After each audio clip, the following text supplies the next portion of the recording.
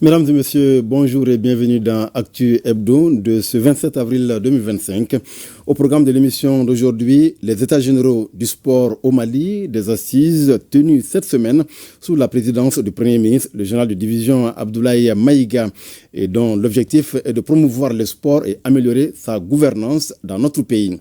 Pour approfondir ce sujet, nous recevons Alou Di Boubou Diallo, directeur national des sports et de l'éducation physique. Bonjour, M. Diallo, et bienvenue.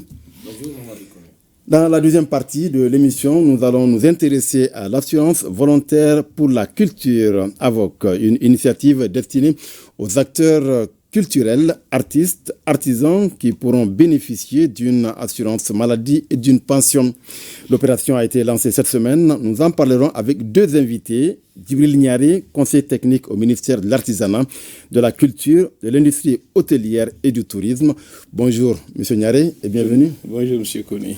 Également avec nous pour parler de l'AVOC, Modibo Dagnon, chef du service assurance volontaire à l'Institut national de prévoyance sociale. Bonjour, M. Dagnon, et bienvenue. Bonjour, M. Koné. Comment promouvoir le sport et améliorer sa gouvernance au Mali? La question préoccupe les États généraux de sport tenus cette semaine à Bamako. Tous les acteurs du monde sportif étaient réunis pour voir comment relever les défis auxquels le sport malien fait face. L'ouverture des travaux était présidée par le Premier ministre, le général de division Abdoulaye Maïga. Suivons le reportage de Mamari Koné et on se retrouve juste après.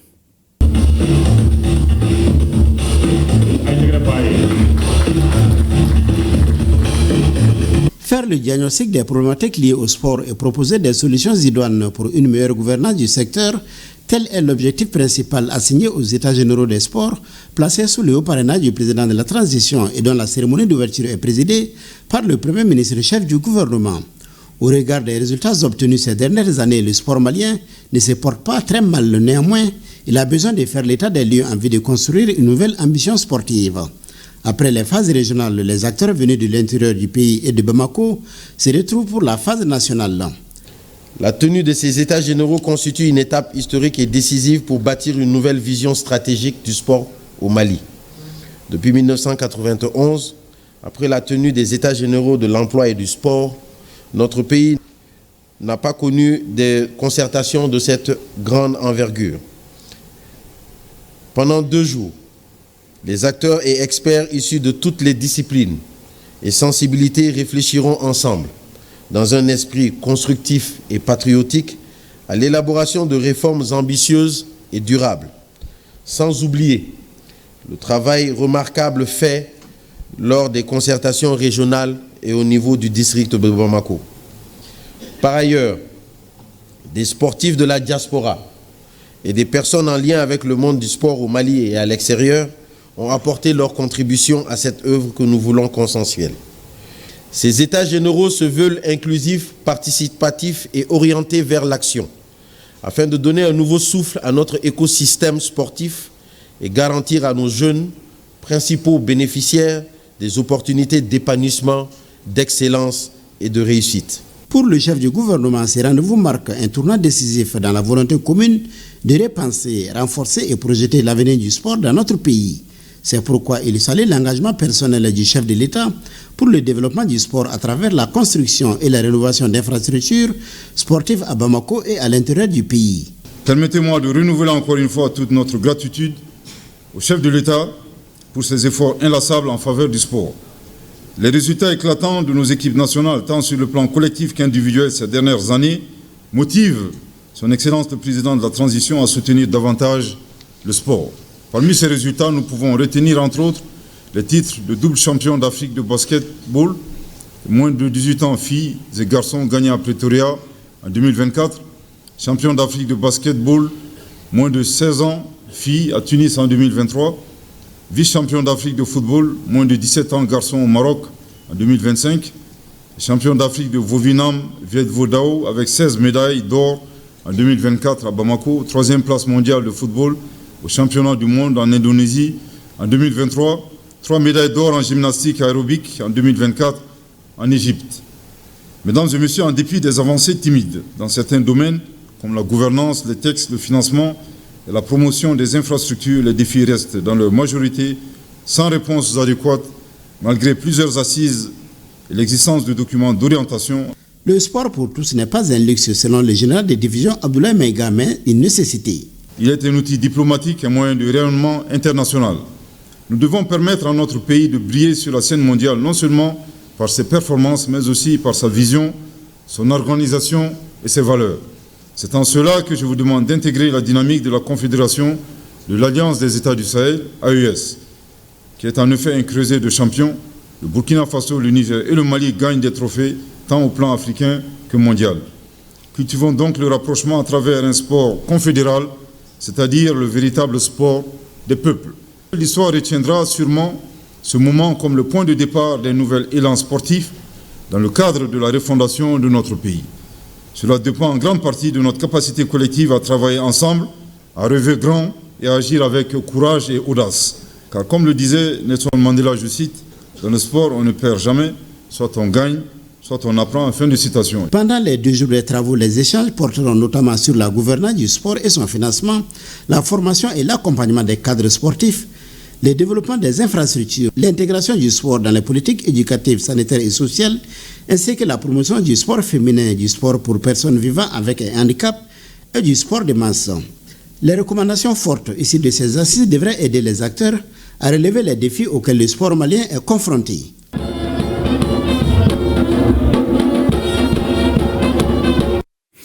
Monsieur Diallo, dites-nous d'abord, qu'est-ce qui a motivé l'organisation de ces États généraux? Est-ce parce qu'il y a trop de problèmes dans le sport au Mali? Merci beaucoup, Monsieur Koné, pour cette question.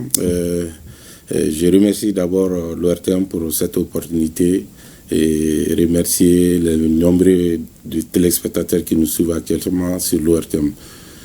Effectivement, l'État général fait suite à des constats. Je ne dirais pas que le sport malien était malade. Son Excellence, le Premier ministre, vient de citer dans l'élément quelques exploits réalisés par nos sportifs d'élite de haut niveau à travers le monde, l'Afrique et le monde. Mais en dépit de tout ça, il y a quelques difficultés liées non seulement au financement du sport, les différentes participations des équipes nationales aux compétitions internationales, aussi le problème de gouvernance, le problème de cadre juridique. C'est vrai, vous l'avez rappelé tantôt, l'État a consenti d'énormes efforts dans la construction, la réhabilitation des infrastructures sur l'ensemble du territoire. Mais reste que sur les 19 régions administratives, quelques disparités existent. Donc, c'est à l'issue de tous ces constats que les plus hautes autorités, son Excellence, le général d'armée Assimi Goïta et le ministre de la Jeunesse et des Sports ont vu juste vraiment d'instaurer les débats à ce niveau. Et l'objectif de ces États généraux, c'est surtout contribuer au renouveau du sport. Donc, vu toutes ces difficultés qui émergent autour de nos fédérations nationales sportives ou d'autres acteurs liés surtout à la gouvernance de nos fédérations nationales sportives, des problèmes de financement, comme je le disais tantôt. Vous parlez de gouvernance, ça veut dire qu'il y a des problèmes de gouvernance dans le sport au Mali? Tout à fait, tout à fait. Au niveau de certaines fédérations, au niveau de certaines fédérations, il y a souvent des petits problèmes de conflits liés à l'ego, liés surtout au mandat, voilà des difficultés. Il fallait instaurer les débats autour. Et je crois que les intervenants ont largement discuté de ces problèmes, puisque c'est eux-mêmes les acteurs qui sont intervenus pour parler de ces problèmes, non seulement au niveau régional, au niveau national, avec d'autres acteurs, vous le rappelez tantôt, la diaspora aussi a intervenu pour parler aussi de ces mots qui minent au niveau de nos groupes. Vous dites que c'est un problème d'ego, donc ce n'est pas un problème de texte, mais ce n'est pas des États généraux qui peuvent régler ce problème. Non, si. Quand on parle de... Puisqu'il y avait 5 thématiques. Les cadres juridiques et institutionnels, ça c'est uniquement les textes.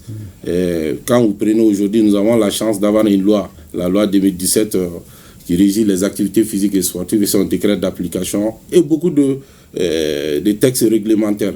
Mais à ce niveau, souvent, il y a des problèmes d'application de ces textes. D'ailleurs, c'est une des recommandations au niveau de cette thématique où il faut respecter les textes.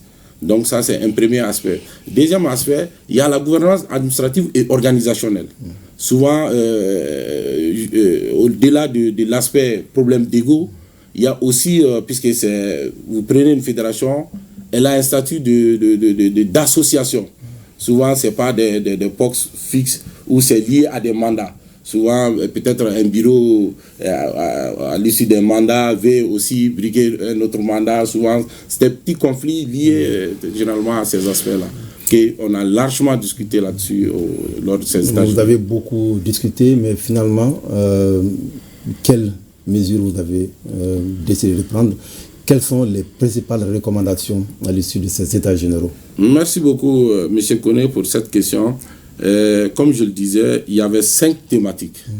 Et l'innovation, il faut le dire, de ces états généraux, c'est que les régions, d'abord, les débats se sont déroulés au niveau des régions. C'est le lieu d'ailleurs de saluer l'ensemble des gouverneurs pour leur implication personnelle. Et à travers une commission d'abord des experts qui a travaillé sur les termes des états généraux ou qui a été largement diffusé au niveau de ces régions. Donc il y a eu 2 jours d'assises au niveau des capitales régionales, les 21 et 22 mars. Donc il fallait faire d'abord le diagnostic, vous le rappelez, l'état des lieux, et ça a été fait. Donc et on a eu à la suite un document de synthèse qui ont rassemblé toutes ces recommandations formulées par les régions. Et la phase nationale consistait seulement à peaufiner le document et ajouter d'autres recommandations issues des débats. Donc, je le rappelais, les 5 thématiques, il y a le cadre juridique et institutionnel, il y a la gouvernance administrative et organisationnelle, il y a le financement du sport, il y a les infrastructures sportives, et aussi il y a le développement des ressources humaines. Donc toutes ces thématiques ont été discutées, et l'innovation qui a été apportée par le ministre Fomba, c'est qu'il a appelé les anciens ministres qui présidaient le groupe de travaux au niveau phase nationale. Donc ça c'était quelque chose déjà, puisque ces anciens ministres ont la maîtrise souvent du sujet, puisqu'ils ont eu à gérer les départements. Donc, ces anciens ministres ont dirigé les thématiques, et les grandes recommandations sont sorties à l'issue de ces débats. Il y a eu 90 recommandations formulées. Donc, déjà, au niveau des groupes de travaux, il y avait 88 recommandations. Donc, en plénière, il y a eu 2 recommandations fortes. De plus. Et l'autre aspect, c'est qu'il faut rappeler, qui est important, pour qu'un document aussi sensible soit mieux exploité, les experts ont trouvé l'idée d'élargiser les recommandations. C'est pourquoi vous trouverez dans le document de synthèse qui fait une 30aine de pages des recommandations synthétisées en court, moyen et long terme. Donc c'est veut dire en court terme, c'est de 0 à 1 an, moyen terme de 1 an à 3 ans, de long terme de 3 ans à 5 ans. Donc ce qui va faciliter l'application de ces recommandations. Si vous prenez, je donne juste l'exemple du financement des sports. Aujourd'hui, il faut renforcer la capacité des fédérations dans la formation de marketing sportif. L'État, aujourd'hui, l'État c'est le principal bailleur de ces fédérations en termes d'activités nationales et internationales. Donc, en renforçant un peu la capacité des fédérations dans la formation marketing, ça peut amener que les fédérations aussi cherchent des sponsors et mécènes pour aider ces fédérations. Ce qui n'est pas toujours évident. On est dans un pays, on connaît comment ça fonctionne dans le privé, et c'est pas évident d'avoir toujours des sponsors. Bon, ça dépend surtout de la stratégie, je dirais. Ça dépend de la stratégie. C'est pourquoi ces acteurs seront formés en marketing sportif et même pour porter des projets. Vous savez, en termes de sponsoring, il y a ce qu'on appelle la contrepartie. Souvent, si l'entreprise qui doit intervenir, si elle ne se voit pas trop cette visibilité autour de l'activité, il y a aussi l'aspect audience. Il faut cette forte audience autour des activités. Par exemple, vous prenez souvent des activités qui ne sont pas trop connues du grand public, mais qui a une forte audience. Je prends les courses hippiques. Vous voyez ça, il y a une forte audience où il peut y avoir d'autres acteurs autour de ça pour aider l'activité. Il y a aussi ce qu'on appelle le bras de fer sportif. Le palais des sports fait 5000 places. Le bras de fer remplit cette salle. Mais voilà. M. Diallo, ce sont des sports qui ne vont pas mobiliser les sponsors. Il faut que l'État s'implique peut-être certainement beaucoup plus. Non, l'État est déjà impliqué. Oui. C'est pourquoi on a dit dans cette recommandation, l'État va appuyer dans la formation. Dans la formation, pour avoir cette compétence en marketing, essayer d'attirer les sponsors, les partenaires. Il y a même les mécènes autour de l'activité. Mais je le disais, il faut garantir cette contrepartie. Quand on n'est pas professionnel de ça, peut-être on ne peut pas donner ces garanties de visibilité autour de l'activité. Mais selon vous, où se trouve le problème du sport malien? Est-ce au niveau de l'encadrement, au niveau des sportifs eux-mêmes, ou bien au niveau du financement? Qu'est-ce qui est le problème principal? Mais c'est à tous les niveaux. Oui, à ce niveau, c'est plusieurs aspects. Oui. C'est plusieurs aspects. C'est pourquoi les thématiques font ressortir tous ces aspects en profondeur. Parce que le débat a été mené en profondeur sur des aspects spécifiques. Le financement, c'est un problème dans le sport. Aujourd'hui, le sport malien, vous connaissez les difficultés que traverse le pays actuellement. Donc, si l'État seul doit porter toutes ces charges en termes d'accompagnement, c'est difficile. C'est pourquoi on veut aller vers ça. Si vous prenez la gouvernance, c'est les deux aspects les plus importants, surtout, et en plus parce que ça va de pair avec le cadre juridique et organisationnel. Donc, si on amène ces fédérations à mieux s'organiser sur le terrain, ça peut garantir déjà un cadre stable de travail, un cadre convivial de travail pour favoriser l'émergence, l'éclosion d'autres talents. Et en revenant un peu sur la formation, le développement des ressources humaines, non seulement les cadres sportifs au niveau de l'administration ont besoin de ces personnes, puisque le sport c'est un phénomène social, il évolue tellement qu'il faut aussi s'adapter à cette évolution. C'est d'ailleurs, on dit la science du sport, puisque toutes ces autres sciences, qu'elles soient sciences sociales, sciences économiques, accompagnent le sport. Donc, il faut s'adapter souvent à l'évolution, essayer aussi de donner cette formation aux acteurs sur le terrain, les entraîneurs, les éducateurs sportifs. Donc, ça va de pair, et il est important aussi d'accompagner ces acteurs-là sur le terrain, dans la formation, dans le recyclage, dans le perfectionnement. Monsieur Niaré, en tant qu'observateur, comment vous voyez tout cela, l'organisation du sport au Mali, les fédérations, les associations et la pratique même du sport au Mali? Comment vous, en tant qu'observateur, vous voyez tout cela? Moi, en tant qu'observateur, sans être très impliqué dans la gestion technique, je vois plutôt, avec l'intervention du directeur, qu'il y a des problèmes en profondeur. Le plus important, c'est qu'attend le quotidien, c'est-à-dire le commun des Maliens, c'est surtout avoir une visibilité sur les grandes disciplines sportives, en l'occurrence le football. Les Maliens attendent beaucoup de résultats sur ce plan. C'est le sport roi, hein. Nous autres qui ne sommes pas de ces ministères, quand on pense à ces ministères seulement, nous voyons les résultats sur le football. Et selon vous, qu'est-ce qu'il faut pour avoir de bons résultats? Bon, je ne suis pas très technicien, mais je me demande qu'il faut peut-être un dosage savant des solutions pour permettre vraiment à apporter ce grand bonheur aux Maliens pour avoir vraiment la canne. C'est l'objectif. La canne des seniors. La canne est pour du monde. Sinon, on a des cannes, on a des... Oui, la canne pour les seniors, je dirais. La canne pour les seniors. Voilà, sinon pour les disciplines, les autres disciplines, on est déjà en avance. Monsieur Dagnon, vous avez aussi des remarques ou en tout cas des propositions pour que le sport au Mali puisse aller mieux? Bon, merci M. Koné et merci M. Diallo pour des explications données autour de la tenue de ces états généraux. Et moi, ce que j'ai retenu de ces états généraux, il l'a dit tantôt, c'est l'implication des anciens acteurs du ministère qui vont certainement apporter leur doigté et donner plus de visibilité. Et pourquoi pas attendre un jour une Coupe d'Afrique au Mali. Parce qu'aujourd'hui, c'est l'attente de tout le public malien. Nous qui s'intéressons un peu au football, nous sommes toujours restés sur notre faim parce que bon, on ne sait pas qu'est-ce qui ne marche pas et qu'est-ce qui amène le Mali chaque fois à buter au dernier carré. Donc, je pense que la tenue de ces états généraux vont essayer de plancher sur les difficultés, il a dit. Et il y a eu des thématiques. Donc ces thématiques seront amplement exploitées et pour le bonheur du public malien.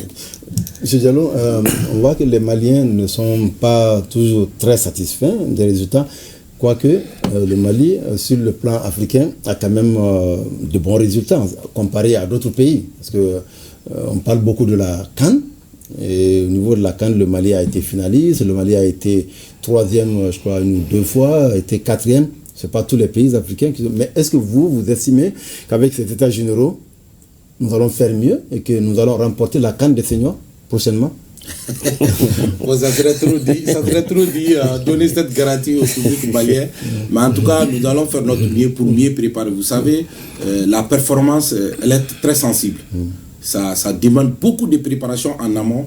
C'est ce que l'État fait d'ailleurs, surtout avec sous l'impulsion des autorités. Aujourd'hui, nous avons un ministre qui est exigeant avec lui-même. C'est pourquoi ses collègues sont mis à contribution pour donner plus d'eux-mêmes afin d'atteindre l'objectif. Aujourd'hui, les catégories, vous l'avez dit, les catégories jeunes, que ce soit en sport collectif ou en sport individuel, ça va.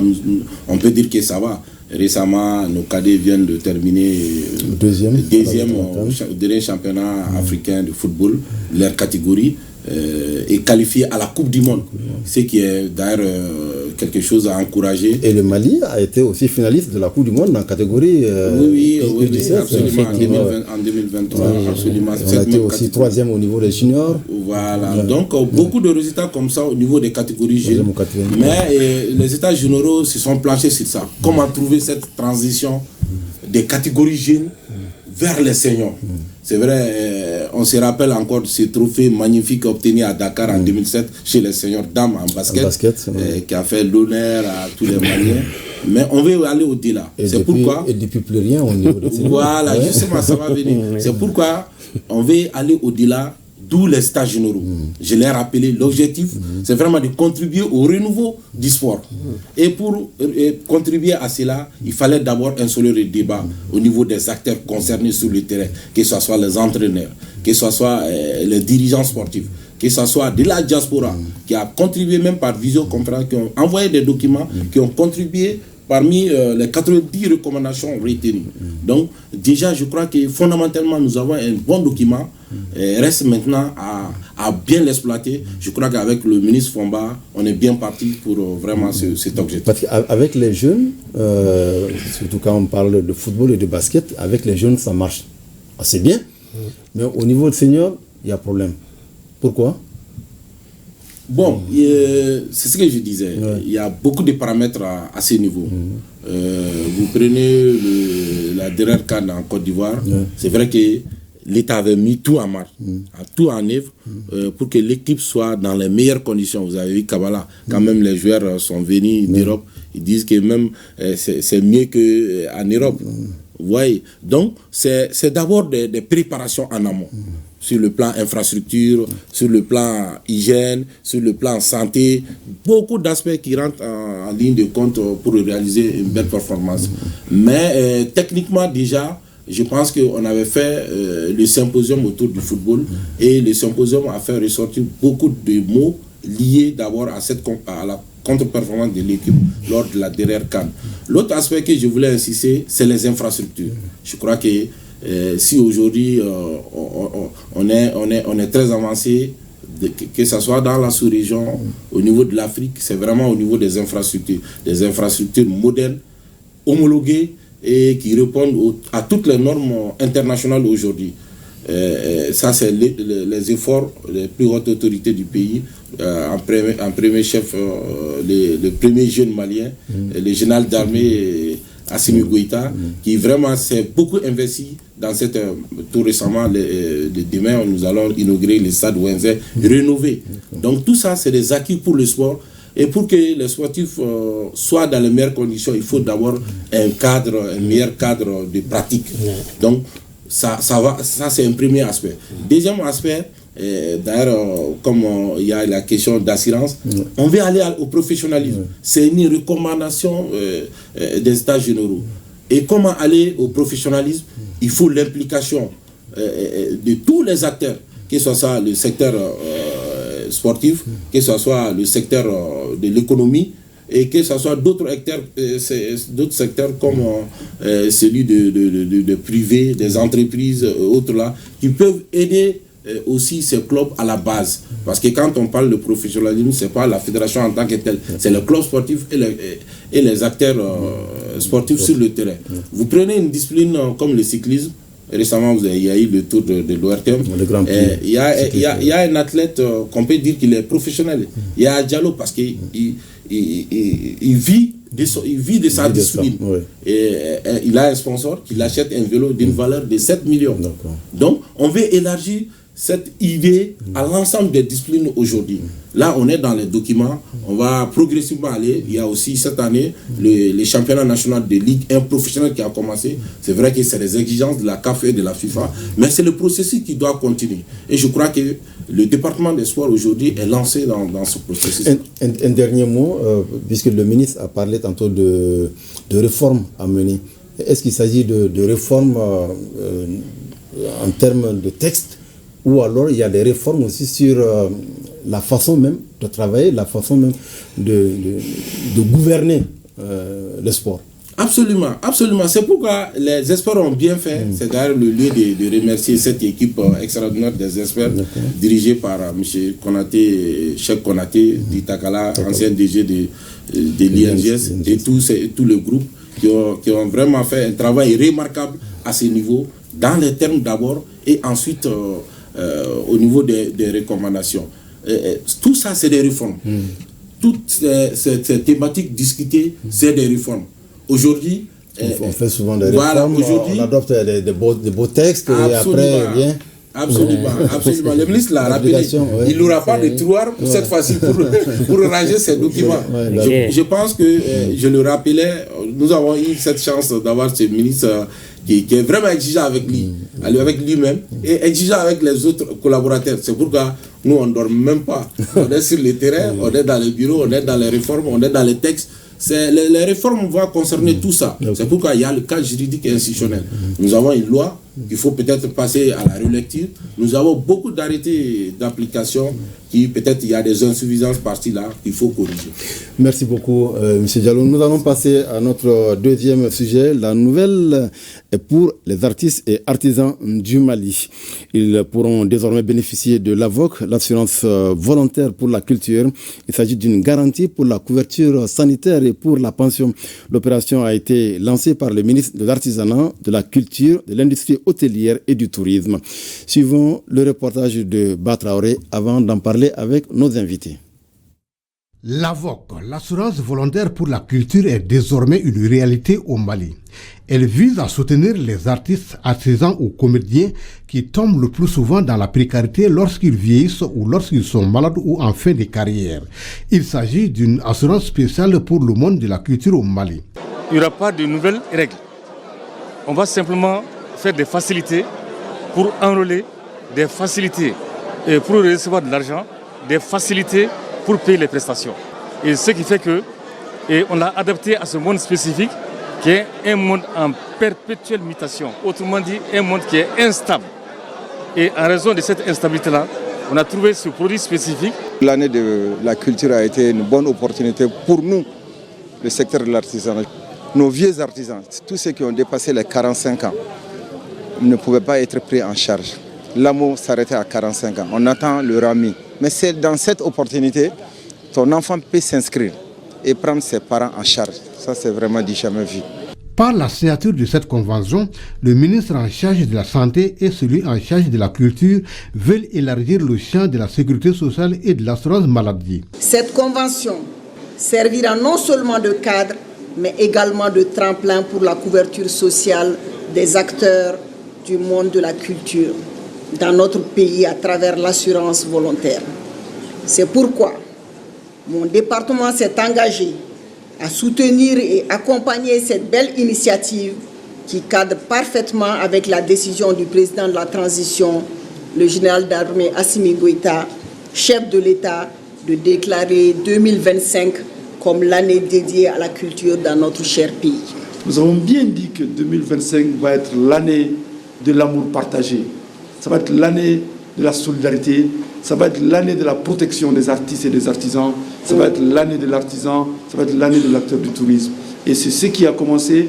Et pour soutenir les talents, pour revitaliser les territoires, qui revitalise les territoires? C'est les artistes et les artisans.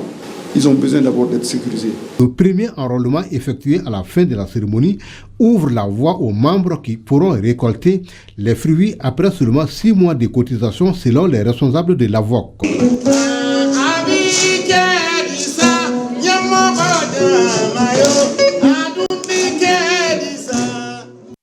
Monsieur Niaré, 2025, année de la culture. Je pense qu'on ne peut pas trouver mieux en assurant une protection sociale aux acteurs culturels.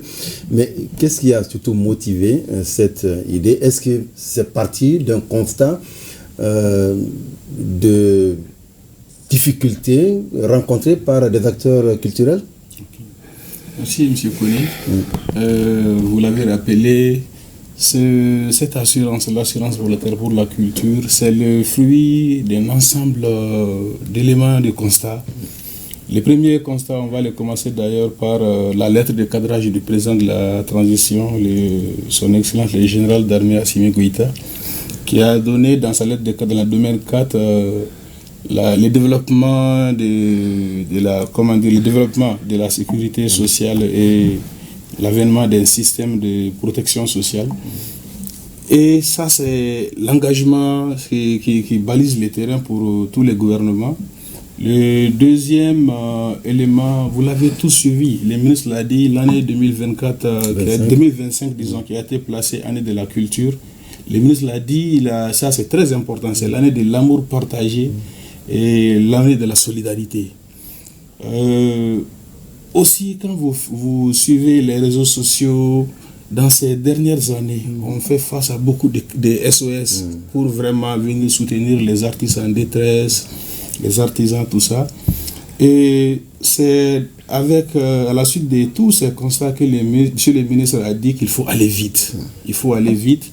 Il faut d'abord mettre l'homme au cœur des préoccupations. Si celui qui exerce ce métier n'est pas protégé, rien n'a commencé encore. Pour rendre attrayant ces secteurs, il fallait créer un système de protection sociale. C'est à la suite de ça que ce régime a été conçu et qui est le fruit vraiment d'un partenariat entre les ministères en charge de la culture et celui en charge du développement social et de la santé. Et ça vous a pris combien de temps pour développer ce partenariat? Peut-être depuis le début de l'année? À ce niveau, je vais vous dire, il y a quand même un aspect très important qu'il faut souligner. De la prise de contact entre les deux ministres, celui de la culture et celui de la santé, et la signature de la convention, nous n'avons pas dépassé 10 jours. Ah oui? Non, pas ça, c'est une prouesse que je n'ai jamais vue dans l'administration. Certes, on est là pour ça. Quelle que soit la charge du travail, les ministres apportaient ces dossiers, quelle que soit la charge du travail. On le voyait, même à des heures tardives, il est sur les dossiers, tout le monde. Et en 10 jours du contact entre les deux ministères et la signature de la nous avons fait que 10 jours seulement. Donc c'est pas une idée. C'est une idée qui était là il y a longtemps. Ouais. Il était dans la réflexion, comment protéger. Mais dès le moment qu'il a voulu vraiment partir à l'opérationnalisation, on a mis l'accélérateur et on a mis 10 jours. Et la réflexion était là bien avant son arrivée. Il est aussi un acteur du domaine. Donc il vivait les réalités de ces domaines bien avant de venir à la tête de ces départements. Et certainement, je dirais, il avait déjà son idée par rapport à ça. Et dès qu'il a voulu vraiment choisir la voie à suivre, et en 10 jours, on a signé vraiment cet accord. Et la convention parle de quoi? Qu'est-ce qu'on peut retenir de la convention? D'abord, l'objet de la convention, c'est de créer un régime pour les acteurs privés des 3 secteurs. Les secteurs de la culture, les secteurs de l'artisanat et les secteurs du tourisme. Il y a un fait qu'il faut souligner à ce niveau qui est extrêmement important. Près de 40% de la population malienne vit dans ces secteurs. Près de 40%. Et le ministre de la Santé l'avait dit dans son intervention, les taux de couverture pour les régimes de prévoyance sociale que le ministre a reçu, ça ne dépasse pas 5% de la population malienne. Et quand on regarde près de 40% des Maliens qui vivent dans ces secteurs, Nous avons un objectif sur au moins les 5 millions qui sont considérés vivants du secteur. Les 5 ans qui couvrent la convention entre les 2 ministères, nous avons un objectif pour les enrôlements, c'est-à-dire la couverture sociale pour 1 million d'adhérents, 1 million de personnes. Et c'est possible qu'on puisse aller au-delà de ça, mais pour le moment, l'objectif fixé, c'est 1 million. Et dans la convention, on constate que c'est quand même une assurance spéciale, c'est vraiment spécial. Monsieur Daniel, en quoi c'est spécial? En quoi cette assurance se diffère ou on doit se distingue des autres assurances que vous avez au niveau de l'INPS? Merci M. Koné encore pour m'avoir donné la parole.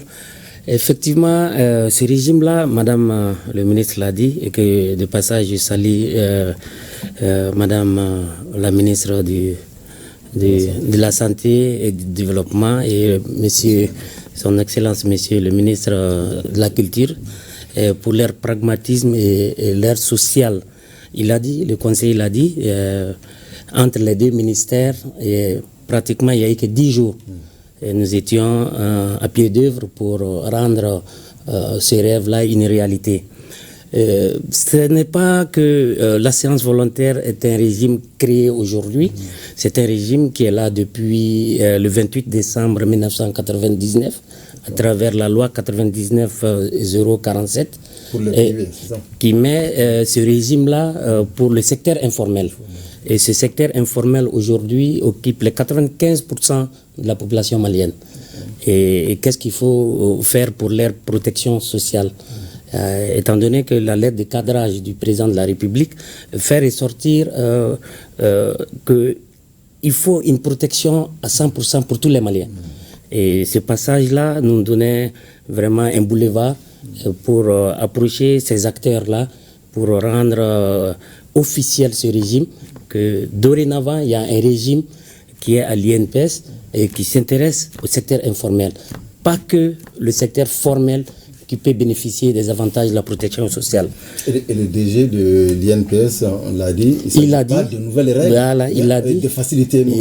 C'est quel genre de facilité vous avez? Bon, de facilité, monsieur le CT, je parle sous votre contrôle parce que le ministère de la Culture a mis à la disposition un chèque géant que vous avez vu. Ce chèque géant va permettre de bonifier la cotisation de ceux qui seraient partants pour être enrôlés.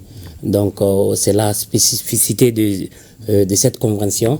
Sinon, le régime reste intact avec les cotisations et les taux. Voilà. Et à propos des facilités, qu'est-ce que vous pouvez nous donner? Quelles sont ces facilités que l'assurance volontaire va accorder aux artisans, artistes et autres? Ok, donc les facilités comme c'est adossé à la convention.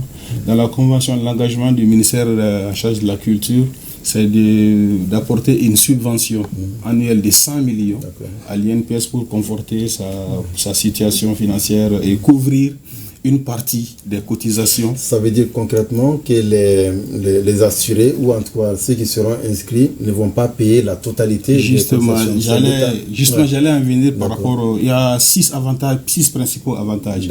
Le premier avantage, c'est que l'AVOC donne droit à l'inscription à l'AMO, l'assurance maladie obligatoire, qui doit être certainement transformé en autre régime, comme ça, RAMU, je ne sais pas. Donc, ça donne accès à l'AMO. Le deuxième avantage, ça donne droit aux prestations familiales, c'est les allocations familiales. Le troisième avantage, ça donne le droit à pension.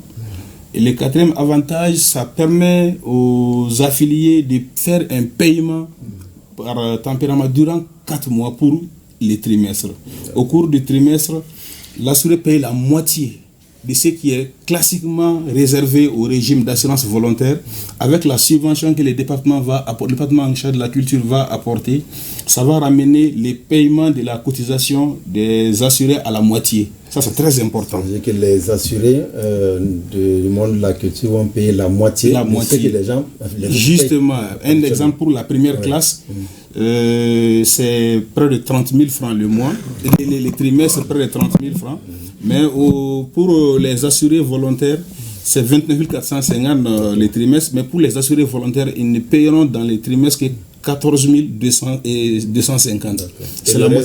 Et le reste est pris en compte par la subvention. Et j'étais sur les avantages. J'ai parlé du quatrième avantage qui parle du mode de paiement, c'est-à-dire au lieu de, pendant les 3 mois, il peut solder jusqu'à la fin du 4e mois. Le 5e avantage, c'est que ça donne une possibilité dans le paiement. Il y a les paiements mobiles. Les gens peuvent faire les paiements à tout moment et le montant n'est pas fixé. Et pourvu que la personne, l'assuré, parvienne à solder, c'est-à-dire sa cotisation durant les 4 mois. Il n'est pas obligé d'aller il n'est pas obligé d'aller dans les guichets de l'INPS et ni d'aller à la banque. Et aujourd'hui, avec la digitalisation, nous avons cette facilité que l'INPS nous offre. Et comme dernier avantage, il y a l'âge plafond qui est fixé. Au cas où un assuré, quelqu'un qui est demandeur de l'assurance est atteint par l'âge limite, qui est de 45 ans, on a nous a donné des facilités pour contourner, notamment les rachats que M. Dagnon peut présenter plus tard.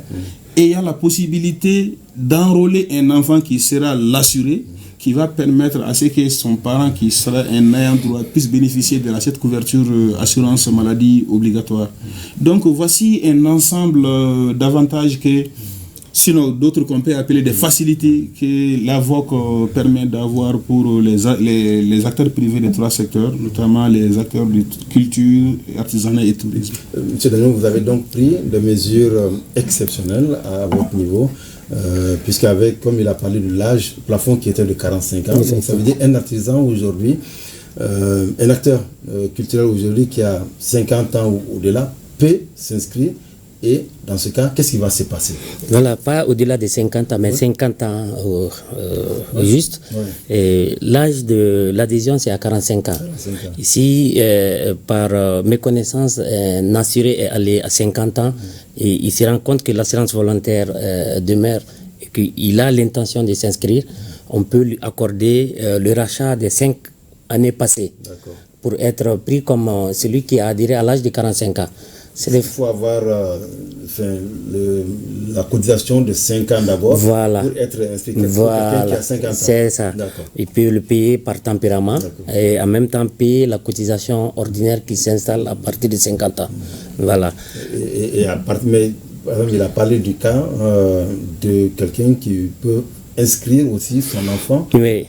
En défaut de ne pas pouvoir s'engager toi-même, la loi a été claire. La loi dit les enfants issus de l'assuré, c'est-à-dire biologique, et qui a 18 ans et qui peut s'engager pour prendre sa famille. Parce que quand tu t'engages étant un enfant, tu prends ta famille, c'est-à-dire ta femme, tes enfants, et tes 2 parents biologiques, c'est-à-dire le papa qui a dépassé l'âge d'adhésion, mais toi, à travers ta participation, tu peux couvrir ce père-là. Voilà, c'est des occasions, c'est des opportunités que le législateur a bien voulu mettre en place pour que tout citoyen soit protégé.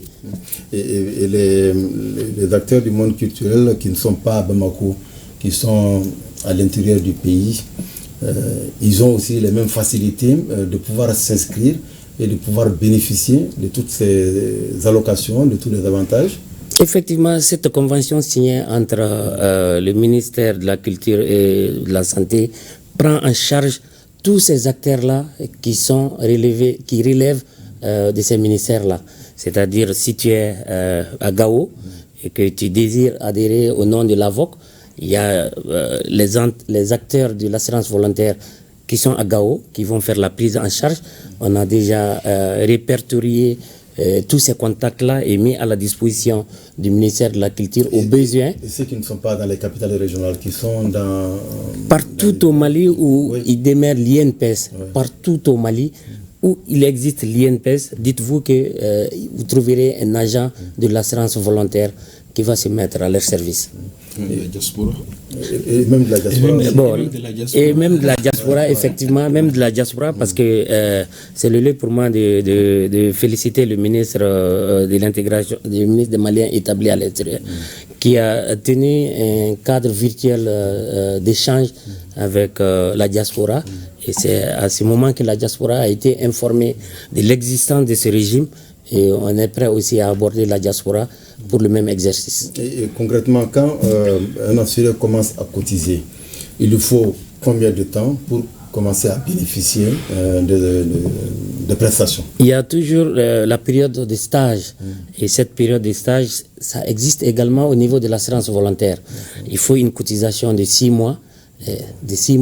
Madame le ministre l'a dit déjà. Il faut une cotisation de 6 mois pour pouvoir jouir des avantages des prestations de l'assurance volontaire. Et vous avez dit que quelqu'un qui a 50 ans, s'il veut adhérer, il doit payer d'abord les 5 années. Et quelqu'un qui veut payer à l'avance, c'est possible aussi.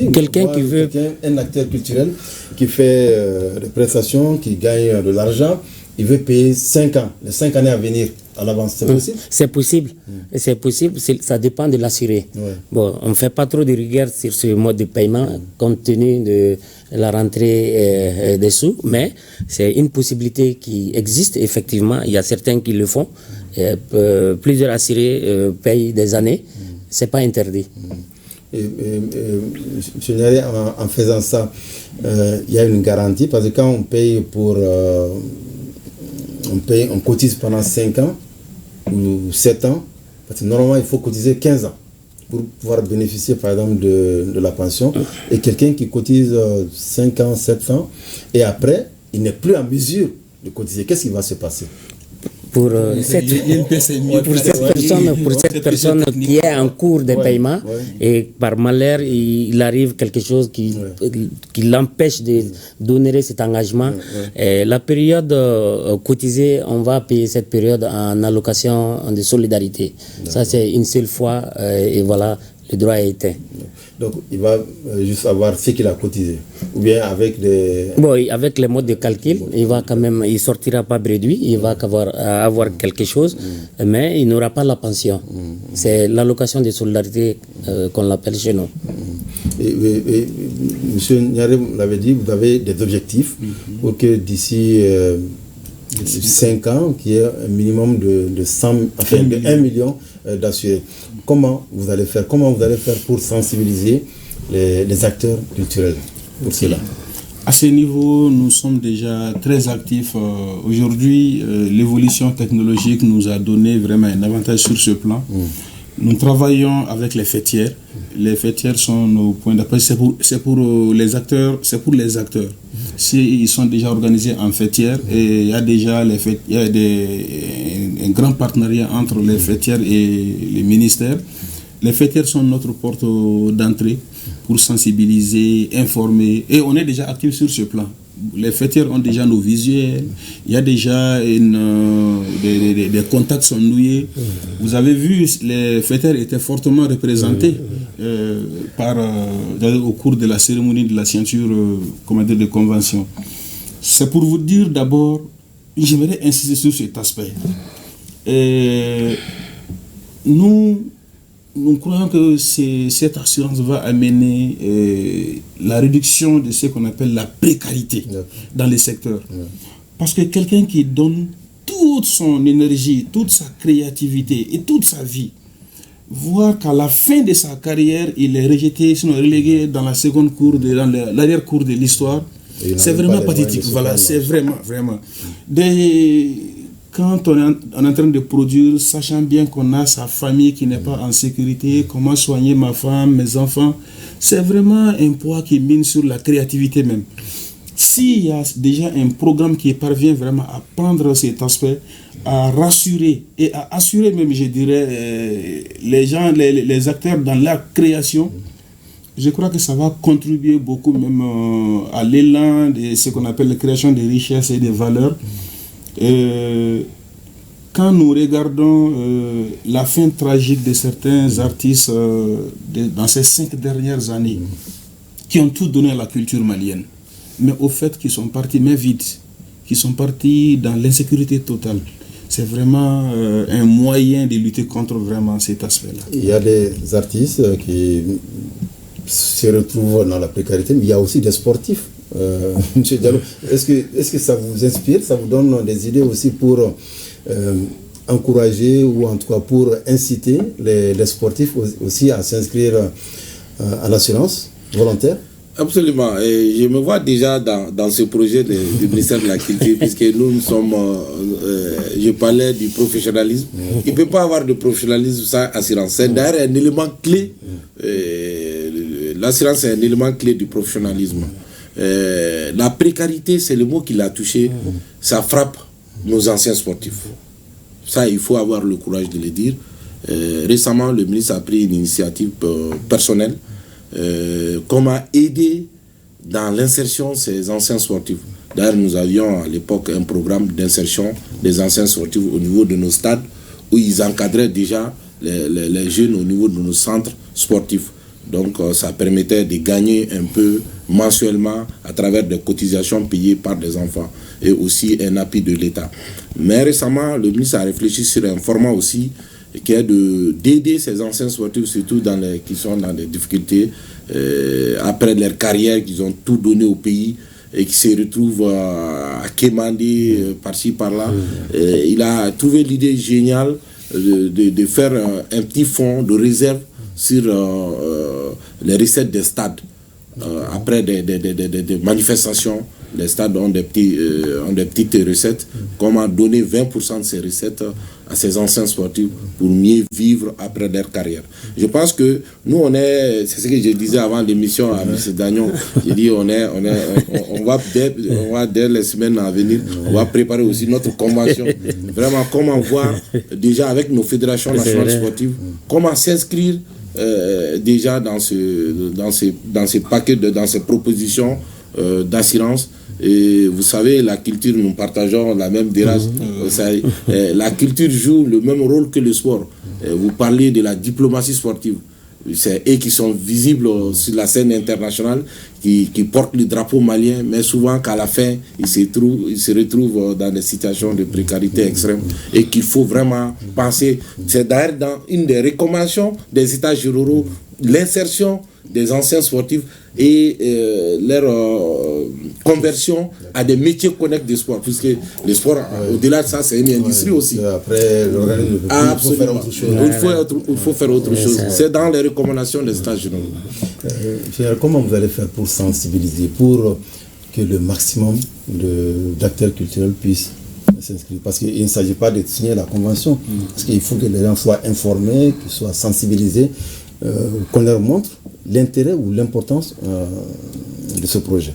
Okay. Déjà, nous avons créé au niveau national, moi je suis le point focal au niveau du ministère, tous les services du département sont mis à contribution pour apporter l'information, chacun selon les secteurs qu'il couvre. Et nous avons des points focaux. Chaque région, on a un point focal qui va relayer l'information auprès des acteurs, auprès des fêtières, qui va travailler et suivre, assister même ces fêtières en cas de difficulté et pour aussi être les relais entre les ministères et les autorités locales. Par exemple, le gouvernorat peut porter des campagnes, il va être les relais.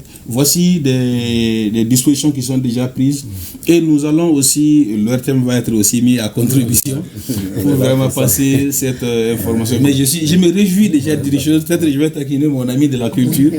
Nous avons les brevets, les labels, nous venons de faire un déclic vraiment sur l'assurance volontaire et peut-être ils vont nous suivre avec plaisir. Et c'est monsieur le ministre vraiment c'est vraiment ces foulards là pour vraiment avoir apporté ce déclic à cette assurance volontaire. Un dernier mot, monsieur Daniel, nous sommes en fin d'émission. Comment vous allez faire au niveau des l'INFES pour attirer davantage les acteurs culturels et aussi sportifs?